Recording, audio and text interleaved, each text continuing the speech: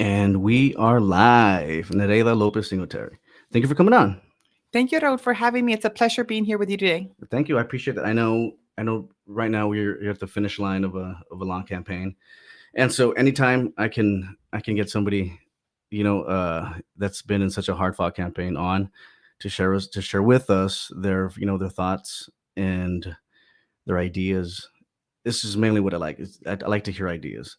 We're excited. So And it's been a long road, but I take a pride in having every opportunity to get to meet our members. So everybody who's tuning in, thank you so much. It's just another opportunity to be here to ask the hard questions and to right. get to know who Nereida Lopez Singletary and why they should elect me to be your next Hidalgo County District Attorney. Okay. So good. So before we get into the brass tacks, just I guess let the audience know. Just give us a brief bio about yourself, like your Okay. background.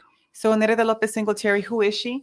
I am the proud daughter of Salvador and Endelia Lopez, two immigrants who came to this country like many other families with the desire to have their family succeed and have a better life.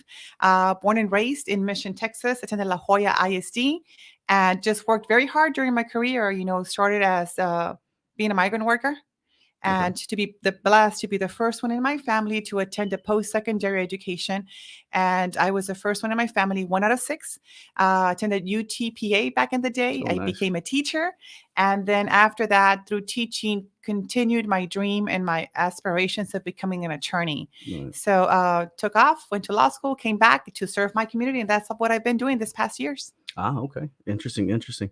And so what I want to do, I want to open up with a quote of yours, okay? And I want to get you maybe to expand on that a little because it's something that I'm interested in. Okay. So, um you say, I started my own law practice. I served as master court judge in Hidalgo County. Now I am running for district attorney. My office will not be controlled by the establishment. Justice for all is not a guarantee. It is something we have to fight for every single day. Okay, so the word establishment, right? I understand it when it comes to national politics.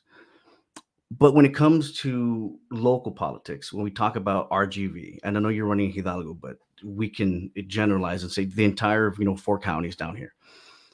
What and who are you talking about when you say the establishment? When I talk about the establishment, is Nereida Lopez Singletary does not come from political family. I am not a politician. I am someone who has worked very hard. And that's what I talk about when we need someone that is fresh, that is independent, that is not controlled by a group, and who is not here to serve my family, but to serve my community.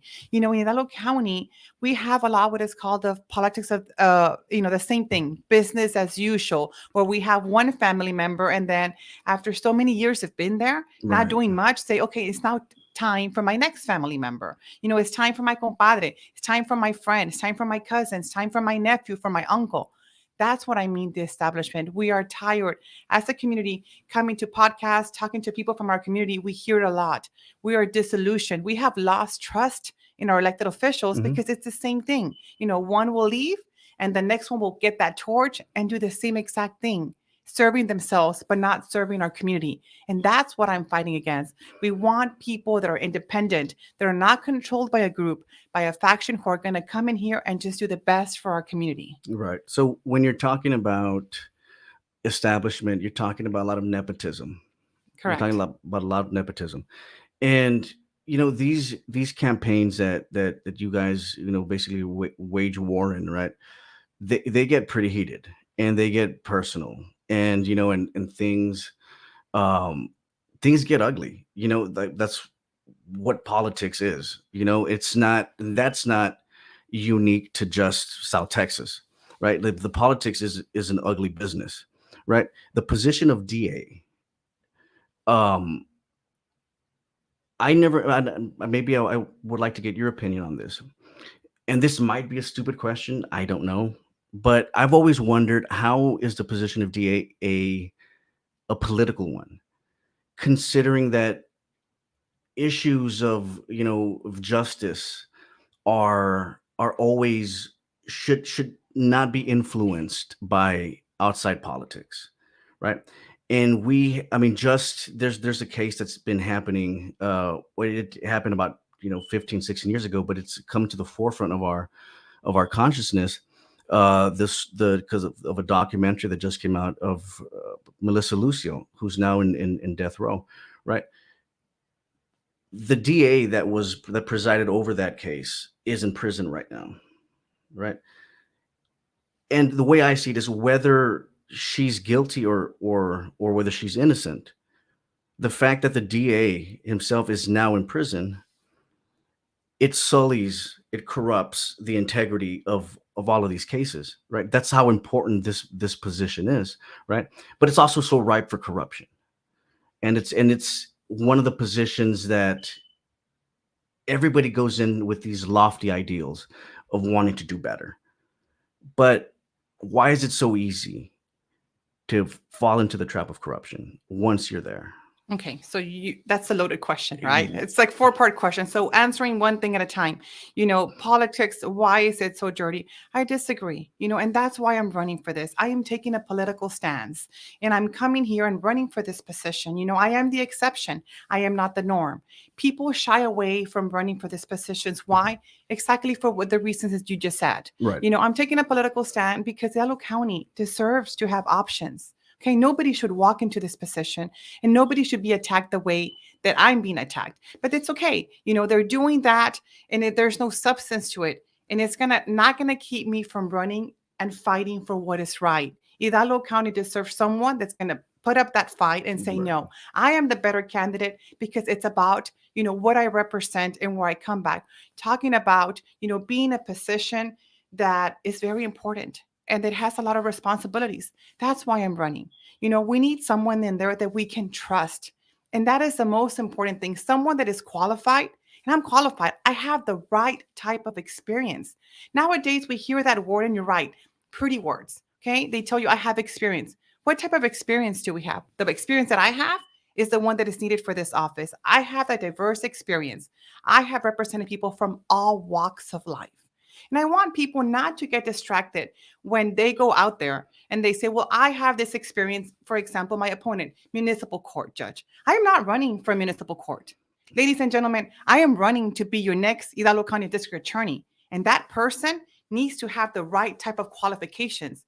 I have been entrusted with presiding over 3 different counties. I have been protecting men, women, and children, not a select few.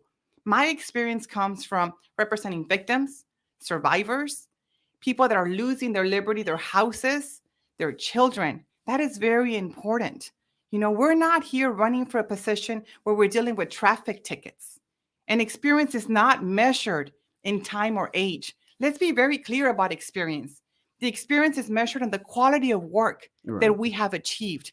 From day one, like I said, I'm not a politician. I don't come from a political family. I have earned my right to run for this position, and it's based on my work ethic, my experience, and my desire to change the way that Hidalgo County operates.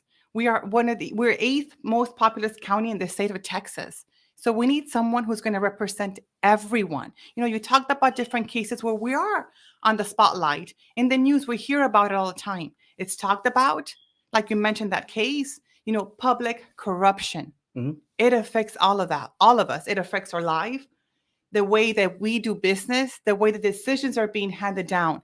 And we need someone that has that right experience to trust us with that office. The DA's office is a very important office. Yes. And we need someone that we can trust. Mm. And that's why I'm running for that. And that's why people should choose me as your next Hidalgo County District Attorney. Right. So there's 2 things there that you said that kind of jumped out at me. One was the trust, right? And I agree. Experience matters. Experience is very, very important. Character matters too. Exactly. I would say character matters just as much, because everybody who runs for almost any office can tout experience, right? Some of the people that have taken our country and have ruined a lot of the good parts of it have claimed that they're the ones that have the experience. Have been there for years. We have this career politicians, and that's why I say experience. Do you want a career politician who sat there 26, 27, 30 years, but has done nothing Right. See, as but then opposed. that's right. But then that's my point is that, character also matters. And so when we talked about, the DA position, right? How it seems like every decade or so there's a DA that's being taken to jail, right? Because it's a position that's like it seems like it's so easily influenced, right? And that's where I say that character matters, right? So like talk to me about issues of character. Why are you more fit than your opponent in this particular race? Because trust matters, because it's important that we have trust in our institutions. Because if there's two different laws, one for the establishment, as you put it, and then one for the rest of us, what does that do to the integrity of the institution, right? Or criminal justice system, right? Yes. So, to talk, I want you to expound more about, or think out loud about trust in our institutions and character, and how that is just as important as experience. Yeah, like I said, character. My father came to this country with a third grade education. He did not have a formal education, but he talked to us about character, doing the right thing even when no one is watching. And the DA's office is one that we have to consider who are the people that are running and what is their character. You have files in that office. You have people. That file represents a victim, a person, a family, and they are relying on us to protect them. So let's look at our history. You know, I've been known to represent victims, advocating, always fighting for what is right. Right. We need someone in there that's going to protect those families, that file, as opposed to my opponent who's already proven to you that he cannot even his own clients. He defrauded his client. His law firm handed over information, sensitive information, and that person got killed. Now, do we want that person at the DA's office where we'll have thousands of files? We need someone in there that we can trust. And through my work ethic, through my history, I've proven to my clients and to everybody that I've represented that I can do the right thing. And that's why it's very important when we talked about character and experience. What type of experience do we want in there? The experience of having a DA's office that represents and protects all of us, or just a select few? Greed is prevalent in our community. People will do a lot of things for money, and we can't let Hidalgo County be up for sale. We can't sell our own clients. If you can't protect your clients, how are you going to protect our community going forward? Right. There was a there was something interesting that you said in a recent forum, about starting what's called a corruption task force here in South Texas. What does that look like? So, like I mentioned, Hidalgo County is the eighth most populous county. We hear about public corruption on a weekly basis, every Friday. You tune on to the news, who turned themselves over, who is getting arrested. So we are having to wait for the federal authorities to come down here and take care of business. We can't continue to do that. Local authorities need to work hand in hand with our state and with state and federal authorities to take care of that corruption that is very prevalent. Like I said, it affects lives. It affects the way that our infrastructure is being built, schools, the way contracts are handed down, and the way even decisions are handed down. So one of my priorities is to be able to establish a public corruption task force that will address this. We need investigators that have the experience dealing with the type of cases. We need prosecutors that are vetted for conflicts. We need to have a task force that is not going to use this public corruption as a weapon, but it's going to use it to help our community be better, to help bring back this trust in the community that we have lost. Because we feel, I am one of those too, we feel that, all this is happening, yet nothing happens to them until we Right. have our federal authorities come in, and they will come in. But how long is it going to take them? They need the help Yeah. of the local authorities to help them. Because my question is, because I remember reading an article from, was it the Texas Tribune, about 10 years ago, and it spoke specifically and to South Texas corruption, right? And the headline was basically something like, South Texas, where its citizens have become accustomed to seeing their elected officials carried out in handcuffs, right? This was over 10 years ago, right? And all that's happened since. the people who have been arrested and caught, and the amount of corruption that we have down here. How hasn't this been done already? And how can you influence that from the DA's office? Exactly that. You said how it's been 10 years and yet we don't have something like this Right. already, right? So, what is happening? Nothing. We have the same people going over and carrying that torch and doing nothing about it. We need to change that. That needs to change. When somebody goes into the DA's office, they're not only going to go talk to one person, they're going to go and talk to a unit that's going to look at their case and it's going to evaluate it based on the evidence, not on relationships. We need to stop having the selective prosecution. We need to have just turning our eye based on who we know, who is connected or not. It needs to be based on the evidence. And if the evidence is there, then it goes forward. Right. And that is something that is greatly needed in Hidalgo County. Yeah, that's understood, Nereida. But what I'm asking is, how do you establish the task force? Working with your local agencies. If, as you've seen, we talked about me going and talking to the different organizations, including law enforcement. Mm-hmm. Law enforcement needs to know that we have their back, that when their work comes to the DA's office, it's going to not only be respected, but defended. And I've been out there talking to different groups, and we have the forums that ask us the questions. And I've been very blessed to Mm-hmm. have the endorsement of the Sheriff's Union. I've been very blessed to have the endorsement of the Mission MPLEA recently, and all that we hear about them is the concerns that they have as officers going out there. They're putting their lives on the line for us to protect and to serve. And some of those cases, once they get there, are being dismissed, are not being, followed through. Why? Because we don't have an office that's going to hold them accountable for the cases coming in and defending their work. So how do we Right. do that? We have to work with our local law enforcement agencies. Okay, so perhaps let me ask it a different way. And so, as you get elected as DA, right? What's the first order of business as soon as you take charge? Well, like I said, there's different needs for our community. One, of course, is also domestic violence, victims and survivors that we have. That is a big problem that we have, not only in South Texas, but throughout our country. Every 9 seconds, a woman is being assaulted.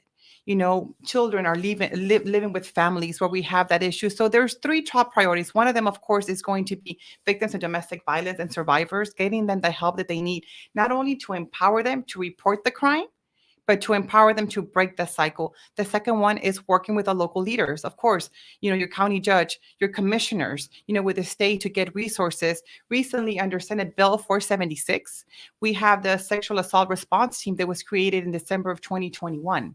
It's a new task force that was also created, but how do we move that forward, right? So the resources are there. We just need to work in conjunction with the state, with our commissioners, with our county judge. We want to do all these things, but we also need to ensure that the resources are there.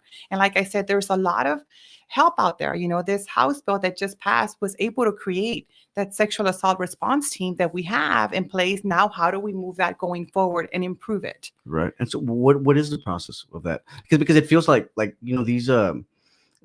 these types of legislation get passed all the time, right?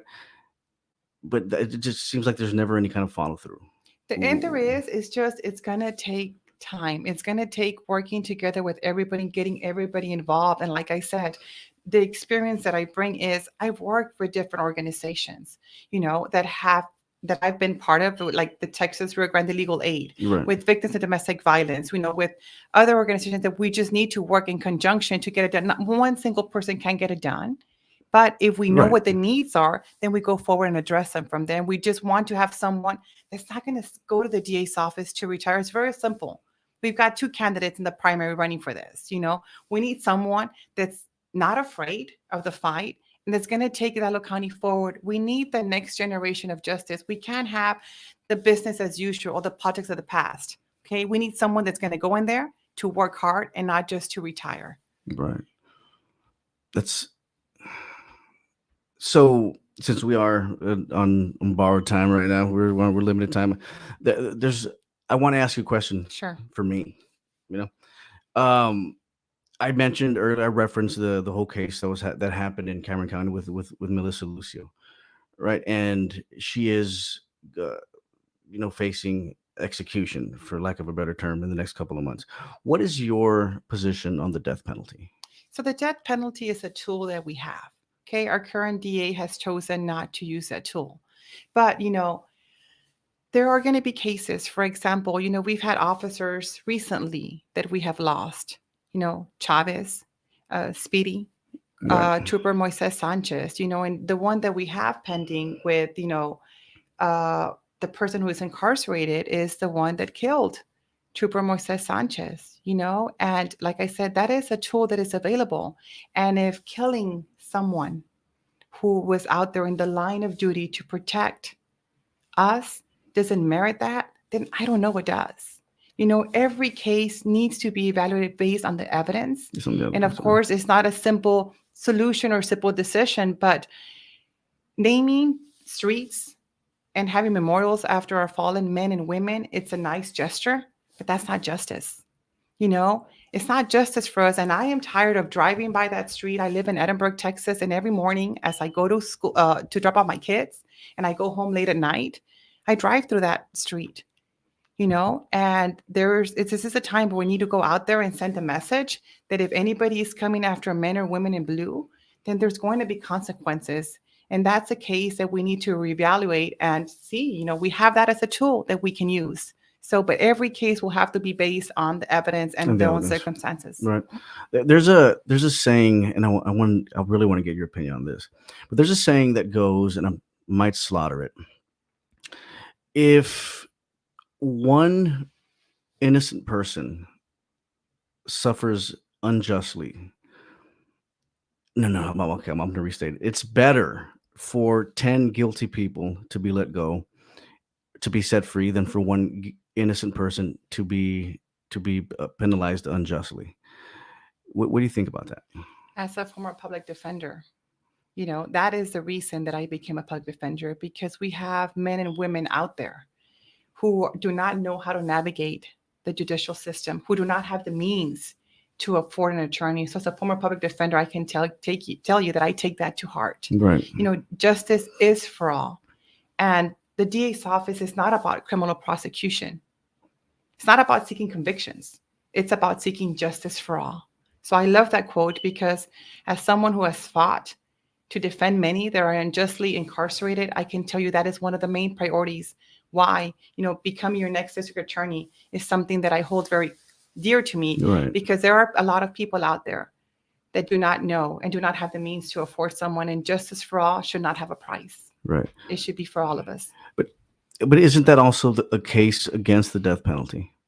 It is. Like I said, the death penalty is something that needs to be carefully evaluated on every single case. And like you mentioned, that case, It's back again. It's in the news. And it's something that we need someone in there that's going to have, that experience to evaluate every single case. And at the end of the day, those cases come before the public. Right. They come before the public. And they happen a lot. They do. They do. And it's a sensitive issue, Yeah. And because you mentioned, domestic abuse and violence. I mean, a lot of these cases, especially, are triggered by that, and people, it's a root domestic violence is something that to me, it's very dear, something that I fought for, throughout my whole career as an attorney. Because why is that so personal to you? It's so personal because I've represented many individuals that have fought through that. For me, myself, being a victim in the past, it's something that I fought since, that motivated me to go to law school and to do what I do. I take great pride in being the voice of many who cannot be out there to represent themselves and who need someone to advocate, to fight. Like I said, it's not just, them bringing their case forward. We have to empower the men and the women out there to report the case, but we also need to follow it up and have the resources and the means available so that they're able to break this cycle of violence that affects all of us. It not only affects families, but it affects society as a whole. And that's the hard part, right? Is trying to figure out why the cycle begins. I mean, why it starts to begin with, right? A lot of people say it's poverty. A lot of people say it's, culture. There's a lot of factors. Right? A lot of factors. But there's a lot that we can do once we're able to break the cycle, and it becomes through, our judicial system being able to empower, advocate, and help the victims. Yeah. So it doesn't continue with, their children, their next family member. Right. I don't know if you've been paying attention to what's happening across some parts of the country, right? Where DAs are they're kind of backing down and being so hard with criminals in certain parts of the country. A lot of people say in leftist part of the country or more Democrat parts of the country. They, they I mean, I should know this, but there was a certain DA, I think it was in California, right, that just stopped going after theft, right, and things of that nature, right. Like we're in a precarious situation in our country, right, where there's a war of ideas that is taking place, right. War of ideas about how to handle our criminal justice system. If it's been too harsh in the past, should we become more lenient? Where's the sweet spot, right? There's I mean, it's a battle of ideas, right? Somebody's right, somebody's wrong, right? What do you think is, because everybody likes to say that they're hard on crime, but where do you figure in that spectrum? And for us, it's very different. Hidalgo County, we're a border county. Yeah. Okay. We cannot compare ourselves to other cities or other states because we are a border county. And one of the missions in running for district attorney is to keep our community safe, to keep the violent offenders off the street. And that's why I say we need to work hand in hand with our law enforcement and know that their work is defended, that we have their back. We can't just operate on ideas. This is the reality. We are a border county and we need to keep our community safe, and Right. that will always be our priority. And that's why I have the support of the men and women in blue, because I made it very clear to them that they go out there every day and they put their life on the line. And what we will do is protect and defend their work. We don't go based on ideas. We go based on reality, and we need to keep our community safe. Bottom line. And what works. Bottom line. Right. Yes. What works. Bottom line. Okay, so we are reaching our limit here. Okay. So I wanted to ask you your closing statements, right? Like we said earlier, it's been a heated campaign. There's been a lot of rhetoric, and on both sides getting tossed around. Election day's tomorrow. It is. It's tomorrow. I bet there's a little bit of relief. There's also a little bit of nerves when you're in this position. For those people that are still on the fence, that still don't know whether they're going, which way they're going, what is your message to them to try to sway them? Okay, and thank you for having me. Like I said, I am the only candidate that's here. Mhm. I am here to talk to you, to answer the hard questions. And that means a lot. We need someone in there that has the experience, but we need the right type of experience. I have that diverse experience representing people from all walks of life, advocating for victims, for survivors, protecting families all these years. We need someone that is qualified to lead. I have done that in the past and will continue to do that. I've been working hard every single day. And like I said, I have earned this opportunity to serve everybody. My work ethic, my experience speaks for itself. We need someone at the DA's office that's going to protect all of us, not a few. We're not here just having someone that knows how to cut deals, someone that has fought for families, that will continue to fight for families. And the DA's office is not only seeking, like I said, convictions. The DA's office is about representing all of us, allocating resources, fighting for families, for children, for men, for our law enforcement, to make sure that we work hand in hand. And that's why I am the most qualified person to lead the DA's office. We are tired of the politics of the past where we don't get anything new. It's just the same thing being passed on. I am the next generation of justice, and I am asking all of you that are tuning in to please go out. Tomorrow is the last day. It's election day, March the 1st, 7 a.m. to 7 p.m. Go out there and cast your vote. Your vote is your voice. And if you don't do that, this elections sometimes are lost because, people don't go out there and their voice, put their vote to the right person. And that's why I'm here humbly asking for your vote as your next Hidalgo County District Attorney. Nereida Thank you so much. Lopez-Singleterry, Yes, thank you for thank you so coming much for on. having It was a us. pleasure. For everybody watching, thank you. These things are complicated. We have candidates on.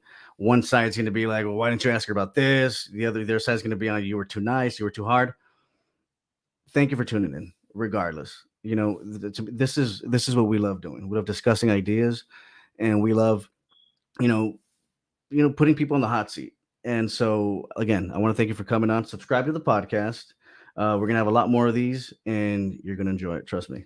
Thank you, Raul. Nereida Lopez-Singleterry, go out there tomorrow, cast your vote as your next Hidalgo County District Attorney. All righty. Thank Thanks. you.